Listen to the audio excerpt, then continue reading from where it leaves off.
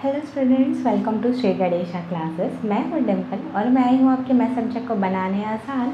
आज हम पढ़ेंगे प्रश्नावली 4 का प्रश्न नंबर तीसरा।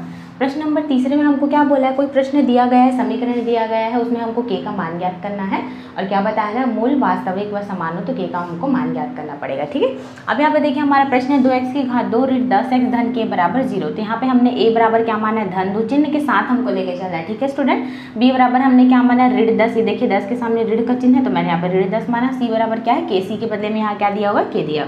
और जो विविक्त कर का जो सूत्र है वो क्या है, d बराबर b स्क्वायर माइनस 4ac। ठीक है, ये वाला हमारा फॉर्मूला है। तो बस क्या करना है, आपको फॉर्मूला में वैल्यू को पुट कर देना है। b के बदले में b का मान ऋण 10 है तो ऋण 10 की घात 2 ऋण 4 गुणा 2 गुणा के, ये दिया हुआ है। अब यहाँ पे देखिए 2 मतलब क्या है, a का मान है, ये किसका मान है, ये c का मान है, 4 है जो प्रश्न में दिया हुआ है। अब 10 ऋण 10 की घात 2 मतलब क्या है, ऋण 10 का ऋण 10 से गुणा, ऋण 10 का ऋण 10 से गुणा। अब यहाँ पे देखिए ऋण और ऋण चिन्ह मिलके क्या बनाएगा, धन चिन्ह, और 10 का 10 से गुणा हो जाएगा तो 10 धन कितना होता है, 100, तो धन 100। ठीक है, तो धन लिखने का हमको जरूरत नहीं है तो इसलिए हम यहाँ पे सिर्फ यहाँ पे 100 लिख रहे हैं। अब यहाँ पे देखिए 4 का 2 से गुणा हो जाएगा, 4 दूनी 8, और 8 का के से गुणा हो जाएगा तो 8 क्या आया है ना, 8 के। अब यहाँ पे देखिए 100 माइनस 8 के, ये हमारा आ गया।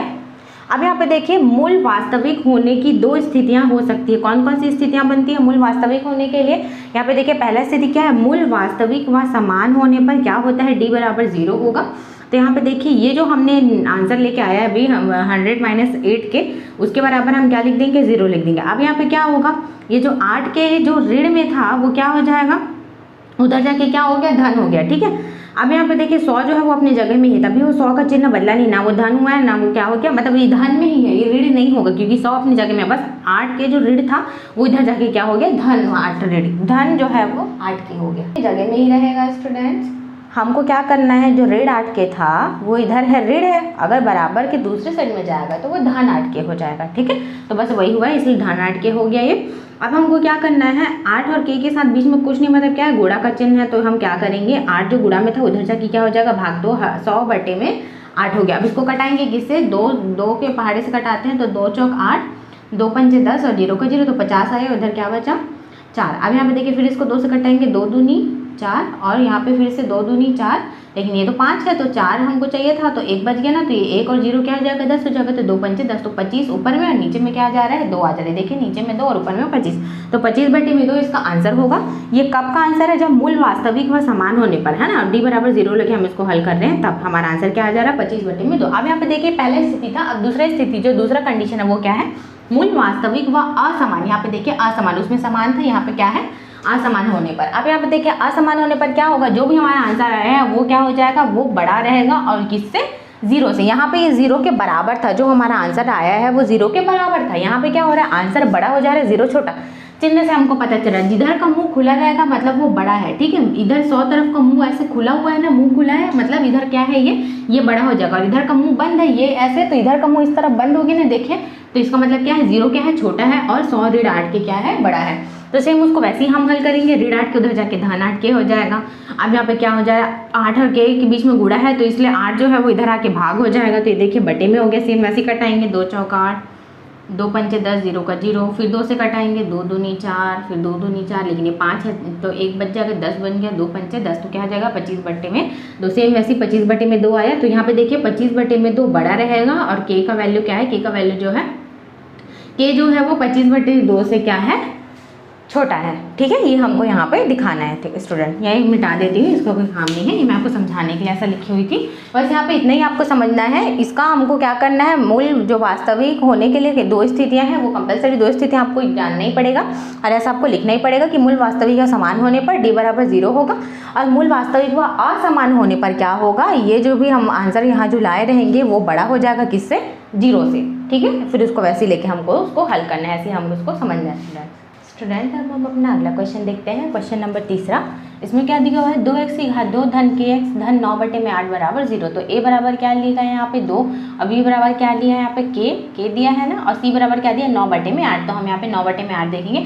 अब यहाँ पे कोई भी चीज़ अगर बटे में लिखा है, ठीक है, फ्रैक्शन फॉर्म में लिखा हुआ है ऐसे बटे में, तो आपको क्या करना है, डरना नहीं, अरे ये कैसे बनेगा करके। ठीक है, ये बहुत ईजी सॉल्यूशन है इसका। अभी हम लोग क्या करेंगे, हम सूत्र लिख देंगे विविक्त कर का d बराबर b स्क्वायर माइनस 4ac। ठीक है, अब हम क्या करेंगे, b का मान यहाँ पे रखेंगे, b का मान यहाँ पे क्या है, k है, तो b की घात 2 मतलब k की घात 2 ऋण 4 गुणा a का मान 2 है, और c का मान क्या है, 9 बटे में 8। अब यहाँ पे देखिए कैसे कटेगा, ये 2 को पहले मैंने 8 से घटाया, 2 एकम 2 और 2 चौक क्या हो जाएगा 8, 4 बार में कटा। अब यहाँ पे देखिए यहाँ पे 4 है और यहाँ भी 4 है, तो मैंने 4 को 4 से कटा दिया, तो सिर्फ मेरे पास क्या बचा 9 और यहाँ पे क्या था 1, 9 को 1 से गुणा करेंगे तो कितना आ जाएगा 9 एकम 9 हो जाएगा। ठीक है, तो k की घात 2 ऋण 9, तो ये आया। अब यहाँ पे क्या करना है, मूल वास्तविक व समान होने के लिए क्या है, दो स्थितियां बनती है। पहला क्या है, मूल वास्तविक व समान होने पर क्या होता है d बराबर 0 हो जाएगा। अब यहाँ पे देखिए यहाँ पे जब मैंने निकाला k स्क्वायर ऋण 9 है बराबर 0 मैंने लिखा यहाँ पे। अब हमको क्या करना है, जो धन 9 था बराबर के दूसरे साइड में जाके, जो ऋण 9 था वो बराबर के दूसरे साइड में जाके क्या हो जाएगा धन 9 हो जाएगा। ठीक है, अब यहाँ पे देखिए जो घात 2 था स्टूडेंट वो यहाँ पे क्या लग जाएगा करनी में हो जाएगा। ये देखिए रूट लग गया यहाँ पे। ठीक है, अभी रूट लग गया, इसका मतलब क्या है, इसका मतलब ये है कि 9 को रूट में लिखे हैं, इसका मतलब ये है 9 किस में टूटेगा 3 गुणा 3 में। देखिए 3 को 3 से जब हम गुणा करते हैं तो क्या बनता है 9 बनता है ना, इसलिए इसको हम ऐसा लिखे। और जब इसको हम ऐसे तोड़ेंगे 3 गुणा 3 में, तो ये जोड़ी बन रहा है ना, 3 3 का जोड़ी बन रहा है, तो ये क्या हो जाएगा बिना रूट बन के ये क्या होगा बाहर निकलेगा। ठीक है, रूट को हटा देंगे और सिर्फ ये 3 बाहर निकलेगा। यहाँ देखिए 3 और यहाँ पे प्लस और माइनस का यहाँ पे चिन्ह भी लगेगा। ठीक है, तो ये हो गया हमारा। अब यहाँ पे दूसरा कंडीशन क्या, मूल वास्तविक व असमान होने पर क्या करेंगे, यहाँ पे देखिए ये क्या है, ये वाला k स्क्वायर माइनस 9 जो है वो बड़ा होगा, 0 क्या है छोटा रहेगा। अब सेम उसको भी हम ऐसे ही हल करेंगे, जो ऋण 9 था वो धन 9 इधर आके धन 9 हो गया, घात 2 था इधर जाके करनी हो गया, और जब करनी में हुआ तो सेम वैसे ही ये 9 किस में टूटेगा 3 गुणा 3 में टूटेगा, तो यहाँ देखिए पेयर बना के बाहर निकल जाएगा, तो करनी इससे हट जाएगा। ठीक है स्टूडेंट, तो इसको ऐसे समझना। इसको और आप ऐसे समझना चाहो तो इसको ऐसा भी कर सकते हो, जैसे 3 गुणा 3 मतलब क्या है 3 की घात 2, 3 की घात 2। ठीक है, तो ये घात 2 और ये करनी कट गया, तो कितना आ जाएगा धन और ऋण 3। ठीक है, इसको ऐसे हमको समझना है, ऐसे इसको हल करना है। स्टूडेंट्स, अब हमारा प्रश्न नंबर 4 लिखा है कि निम्नलिखित जो समीकरण हमको दिया हुआ है उसको हमको सूत्र की सहायता से हल करना है। ठीक है, यहाँ पे देखिए हमारा पहला प्रश्न क्या है, 9x की घात 2 धन 7x ऋण 2 बराबर 0 ये है। ठीक है, अब यहाँ पे हमने क्या लिया, a बराबर क्या लिया 9, इसको मानक वर्ग समीकरण से क्या करने पर तुलना करने पर क्या है ax की घात 2 धन bx धन c। ठीक है, अब यहाँ पे देखिए a बराबर इसलिए क्या माना मैंने 9 और b बराबर यहाँ पे क्या है 7 है, c बराबर क्या है ऋण 2 है। ठीक है, धन और ऋण चिन्ह को हमको साथ में लेके चलना है। अब यहाँ पे देखिए x बराबर क्या है, यहाँ पे ऋण b धन ऋण फिर क्या है रूट में b square minus 4ac upon में 2a। ये आपको बिल्कुल याद होना चाहिए, ये वाला जो फॉर्मूला है minus b plus minus root में b square minus 4ac upon में 2a। ठीक है, आपको याद होना चाहिए।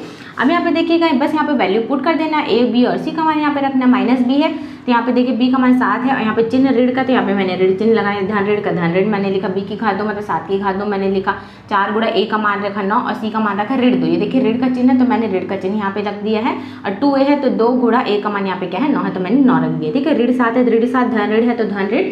अब यहाँ पे देखिए 7 की घात 2 मतलब 7 का 2 बार गुणा, 7 गुणा 7 7 7 49 होता है। ठीक है, यहाँ पे देखिए मैंने 49 लिख दिया। अब यहाँ पे देखिए ये जो ऋण चिन्ह है और ये ऋण चिन्ह मिलकर यहाँ पे क्या बनाया धन चिन्ह बनाया स्टूडेंट।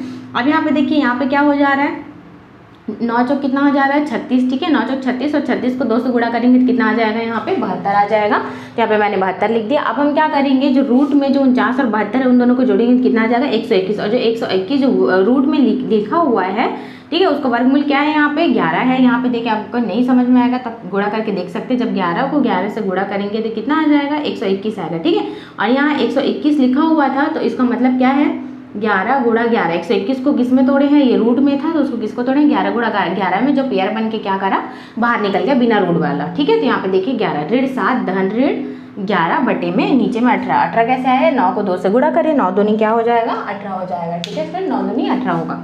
अब यहाँ पे देखिए ये जो एक्स्ट्रा मैंने लिखा था समझाने के लिए आपको मैं रब कर देती हूँ, तो यहाँ तक आपको समझ में आ गया होगा। अब यहाँ पे देखिए ये हमारा जो आंसर आया ऋण 7 धन ऋण 11 बटे में 18। अब हम क्या करेंगे उसको धन चिन्ह लेने पर ऋण चिन्ह लेने पर दोनों में हम उसको हल करेंगे। तो ये जो बीच वाला चिन्ह है उसको एक बार हम धन लिखेंगे, फिर ये वाला बीच वाला चिन्ह को एक बार ऋण लिखेंगे, लेकिन ये ऋण चिन्ह हमेशा रहेगा। ठीक है, क्योंकि हमको बीच वाले चिन्ह को एक बार धन और एक बार ऋण लेना है। अब यहाँ पे देखिए यहाँ पे हमने वही किया है, एक बार हमने बीच का चिन्ह को धन लिया तो ये देखिए ऋण 7 धन 11 तो मतलब घटेगा 11 में से 7 जाएगा कितना बचेगा 4, लेकिन धन में क्योंकि बड़ी संख्या के सामने धन का चिन्ह है ठीक है इसलिए धन 4 बटे में 18, तो इसको 2 के पार कटाएंगे 2 दूनी 4 और 2 नी 18 तो 2 बटे में 9, तो ये हमारा एक आंसर आया। अब ऋण चिन्ह लेने पर तुम क्या करेंगे बीच का चिन्ह को ऋण कर देंगे, सामने तो ऋण पहले से था तो ऋण और ऋण मिलके क्या हो जाएगा धन जुड़ेगा वो, तो 11 और 7 जुड़ के क्या होगा 18 और चिन्ह बड़ी संख्या के सामने ऋण का इसलिए इसमें भी ऋण लगाएंगे, तो देखिए दोनों सेम हो गया ऊपर नीचे 18 18 तो दोनों क्या हो जाएगा कैंसिल, तो क्या हो जाएगा 1 आया। तो यहाँ पे क्या आ जाएगा ऋण का चिन्ह है, ऋण का चिन्ह को लेके चलना है साथ में, तो यहाँ पे हमने क्या लिखा ऋण 1, तो हमारा 2 आंसर आया क्या 2 बटे में 9 और एक और क्या आया है ऋण 1। ठीक है, ये हमारा आंसर आया स्टूडेंट। अब हम अपना अगला क्वेश्चन देखते हैं, क्वेश्चन नंबर 8वां। यहाँ पे क्या लिखा हुआ है, करनी 3x की घात 2 ऋण 10x ऋण 8 करने में 3। ये हमारा प्रश्न है, ठीक है। अब इसको हमको सॉल्व करना है सेम वैसे इसको किससे तुलना करेंगे, मानक वर्ग समीकरण ax की घात 2 धन bx धन c बराबर 0, ठीक है।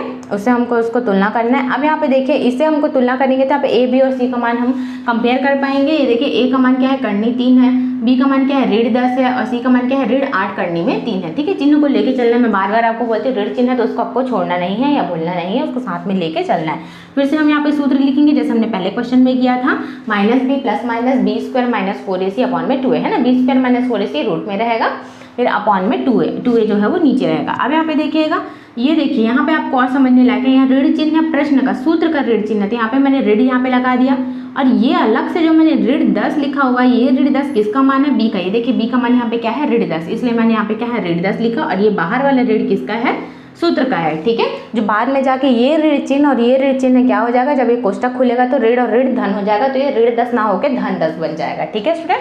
तो ये छोटी छोटी चीज़ें जो आपको समझ में आनी चाहिए, और आपको यही चीज़ एग्जाम में गलती नहीं करना है।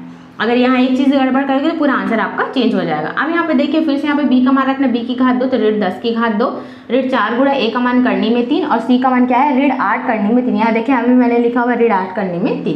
अब यहाँ पे देखिए 2 गुणा करनी में 3 यहाँ पे लिख दिया, क्योंकि a का मान था करनी 3, इसलिए मैं यहाँ पे लिख दिया। अब यहाँ पे देखिए यहाँ पे ऋण और ऋण जो है चिन्ह वो धन बन गया, और 10 का 10 तो धन 10 हो गया, धन ऋण, और 10 का 10 से गुणा करेंगे ऋण 10 की घात 2 का। ये देखिए ऋण 10 गुणा ऋण 10 करेंगे तो क्या हो जाएगा, ऋण और ऋण हो जाएगा धन, और 10 दहन 100 तो धन 100 हो जाएगा, इसलिए यहाँ पे 100 आ गया। अब यहाँ पे देखिए यहाँ पे अगर मैं गुणा कर रही हूँ तो यहाँ पे क्या आ जाएगा, 4 है, और यहाँ पे करनी 3 है, यहाँ पे ऋण 8 है। यहाँ पे सबसे पहले तो ये जो ऋण चिन्ह है इस ऋण के चिन्ह के साथ मिलकर यहाँ पे धन हो जाएगा, ठीक है। तो यहाँ पे भूल जाइए कि यहाँ पे ऋण चिन्ह है। अब यहाँ पे देखिए करनी 3 और करनी 3 का गुणा हो रहा है, तो ये क्या हो जाएगा, सिर्फ 3 बन जाएगा, ठीक है। कोई भी करनी का करनी से गुणा होता है तो बिना करनी वाला बन के वो बाहर निकलता है, ठीक है। तो यहाँ पे क्या हो जाएगा, ये सिर्फ 3 हो जाएगा। अब यहाँ पे देखिए 8 और 4 को गुणा करते हैं, 8 चौक कितना हो जाएगा, 32, तो 32 को 3 से जब गुणा करेंगे तो कितना आ जाएगा, 96 आएगा। यही 96 मैंने लिखा हुआ है, डायरेक्ट मैंने यहाँ पे लिख दिया था, ये क्या हो जाएगा 96, और 100 को 96 से हम क्या करते हैं, जोड़ देते हैं तो 196 आता है।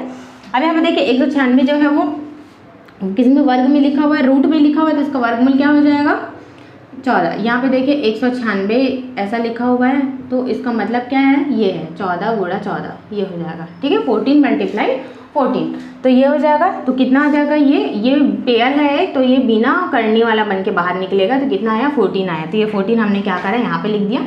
तो 10 प्लस माइनस का साइन दोनों यहाँ पे साइन लगेगा, प्लस माइनस का, फिर यहाँ 14 अपॉन में 2√3। ये देखिए 2√3 को मल्टीप्लाई करे थे तो 2√3 ही आएगा, ठीक है। अब उसको एक बार धन चिन्ह लेने पर, एक बार ऋण चिन्ह लेने पर, तो यहाँ पे धन चिन्ह लिए बीच में, तो 14 और 10 को जब हम ऐड करेंगे कितना आएगा, 24 अपॉन में 2√3, ठीक है। अब यहाँ पे देखिए इसको कटाएंगे, 2 एकम 2, 2 एकम 2, 2 दूनी 4, तो ऊपर में आया 12, तो यहाँ पे देखिए मैंने 12 लिखा, नीचे में 2 हट गया क्योंकि मैंने कटाया 2 के पहाड़े से, तो सिर्फ करनी 3 बचा, तो यहाँ पे मैंने करनी 3, 12 बटे में करनी 3, तो ये मेरा पहला आंसर हो गया स्टूडेंट। अब सेम वैसे बीच में हम माइनस का साइन लगाएंगे, तो देखिए क्या होता है, 14 में 10 जाएगा तो कितना बचेगा, 4, लेकिन यहाँ -4 क्यों लिखा है, क्योंकि 14 बड़ा है, ठीक है। 14 क्या बड़ा है, बड़ी संख्या के सामने ऋण का चिन्ह है, इसलिए मैंने यहाँ भी क्या लगाया, ऋण का चिन्ह लगाया, तो ऋण 4 बटे में 2 करनी 3। अब यहाँ पे देखिए 2 एकम 2 और 2 दूनी 4, तो यहाँ पे क्या आ जाएगा, ऋण 2, तो ऋण 2 मैंने लिखा, नीचे में करनी 3 है तो मैंने यहाँ पे करनी में 3 लिखा, तो इसका हमारा 2 आंसर हमको मिला, 12 अपॉन में √3 और -2 अपॉन में √3। इसको हमको ऐसे ही हमको समझना है स्टूडेंट, दोनों क्वेश्चन समझिए, ये बिना रूट वाला था, वो रूट वाला था, लेकिन दोनों में एक चीज़ कॉमन क्या है, फॉर्मूला में यही फॉर्मूला से क्या होगा, ये सॉल्व होगा। तो ये फॉर्मूला आपको बिल्कुल याद होना चाहिए, याद ही होना चाहिए, तभी आप इसको सॉल्व कर पाएंगे। बस इसको ऐसे ही हमको समझना है स्टूडेंट्स।